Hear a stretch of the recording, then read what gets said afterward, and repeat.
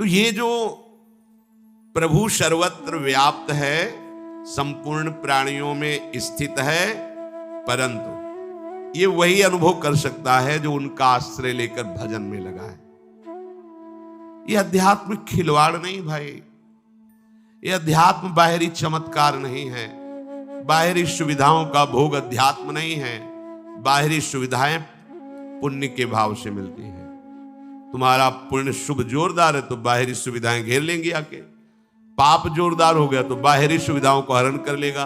पुण्य पाप का बल भजन के ऊपर नहीं पड़ता, इसीलिए इस जन्म में भगवत प्राप्ति निश्चित है अगर आप चाहो तो। इसमें प्रारब्ध जो पुण्य पाप का है कोई प्रभाव नहीं डाल सकता। पुण्य बल से खूब वैभव बढ़ जाए या पाप बल से सब अपहरण हो जाए, कोई फर्क नहीं पड़ता, वो उपासक भजन बल से युक्त रहता है।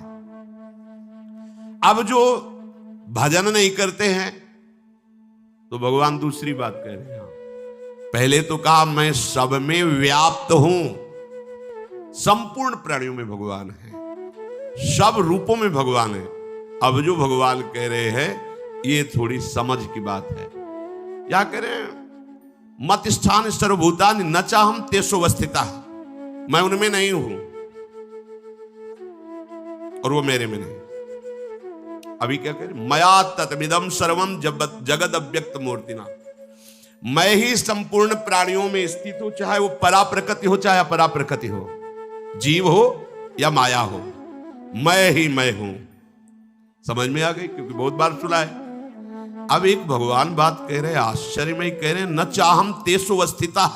पहली बात का मया तद्विदम सर्वम जगद अव्यक्त मूर्तिना, मैं सब में विराजमान हूं। पहली बात के विरुद्ध भगवान यहां बोल रहे मैं उनमें स्थित नहीं हूं, मैं सब में स्थित हूं, सब में।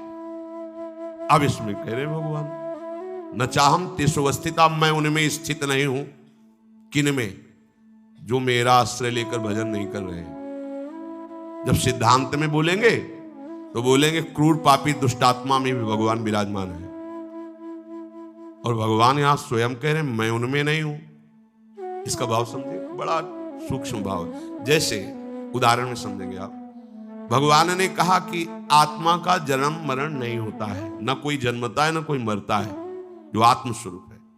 पर अर्जुन यदि तुम मानते हो जन्म मृत्यु को, आत्मा का नहीं होता, न जायते मृत्युते कदाचित्, लेकिन यदि तुम मानते हो तो जातस्य ही ध्रुव मृत्यु, जिसका जन्म हुआ निश्चित मरेगा। दो बात के, पहली बात में ना किसी का जन्म है ना किसी की मृत्यु है। किसकी? जो आत्म स्वरूप में स्थित है उसको यह अनुभव होगा, लेकिन जो शरीर में स्थित है, जो जातस्य ही ध्रुव मृत्यु, वो जन्मा मरेगा निश्चित। अब यहां बात समझो, पहले शब्द में भगवान बता दिया कि मैं सब में हूं। अब फिर कह सकते कि जब भगवान हम में है तो हमारे कल्याण में अब कमी क्या हो सकती? भगवान ही आकर विराजमान है। भगवान कर मैं उसमें नहीं हूं। किस बात में? समझना होगा। यदि मैं उसमें स्थित होता तो जो परिवर्तन उसका होता वो मेरा भी होता।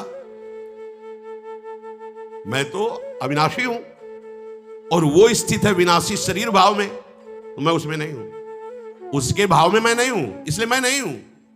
सूक्ष्म भाव समझना, क्योंकि अगर मैं हूं उसके भाव में तो मेरा भाव आएगा। मैं अविनाशी हूं तो वो अविनाशी होगा, मैं चिदानंद हूं तो चिदानंद होगा।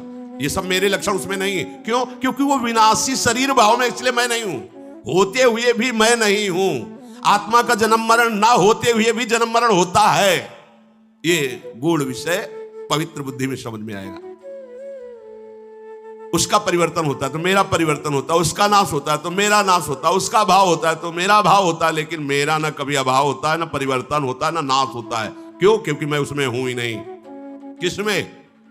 जो मेरा आश्रय लेकर के भजन करते हैं उनको ये अनुभव आएगा कि मैं उनमें हूं, वो मेरे में है। और जो मेरा आश्रय नहीं लेते, भजन नहीं करते, तो वो किसका आश्रय लिए? परिवर्तन विनाशशील शरीर संसार का। इसलिए मैं उनके भाव में नहीं हूं। तो भाव में नहीं तो नहीं है। हमारे भाव में भगवान नहीं तो कहीं भगवान नहीं है। वो दुष्ट नीच पापी ऐसा दर्शन होता है। हमारे भाव में भगवान है तो सर्वम खलविदम, सब जगह भगवान। बात समझना, मैं नहीं हूं उनमें।